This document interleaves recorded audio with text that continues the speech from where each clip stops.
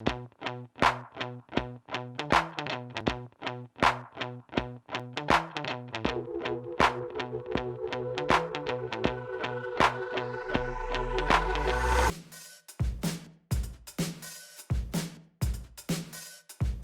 are doing ribs today. Now, everybody has their own style of doing ribs. We're gonna do a way where we soak it in the brine, we're gonna slow cook it later, and then we're gonna brush it up with a Hoisin Glazed and finish it in the oven. This one you don't wanna miss. All right, brining. It just has a great way of adding beautiful moisture to the meat. It slides off the bone. The salt helps break down the meat and tenderize it. So usually 4% salt to the amount of liquid.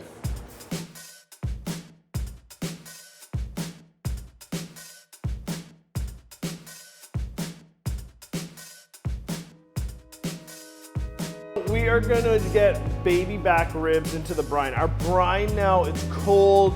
We don't want it warm, we don't want it hot. We wanna put the cold meat into a cold brine. These are my baby back ribs. The baby back ribs have a membrane on the outside and we need to remove that membrane, and that's the membrane removed, okay? We do not want to cook with that. Get rid of that. Now, we're gonna cut our ribs. I like to just cut them in half, as so. Into our brine now, just drop them in, cold liquid, cold meat. Now it's time for cooking. So what I have here is I have cold water.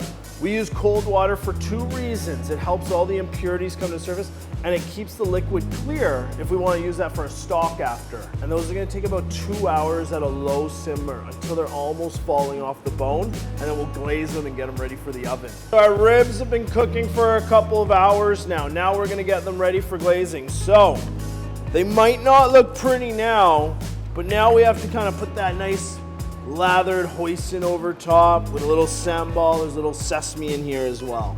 We finish that in the broil for 1 minute, and we want to just get that top part of the glaze just bubbling and cook it onto the meat, and that's where the real flavor comes through. Okay, hopefully when you make these at home next time, you do more than I did, a half rack. Invite a bunch of friends over, do a bunch of racks, and then get everybody in there, and don't be afraid to use your fingers. This is finger food.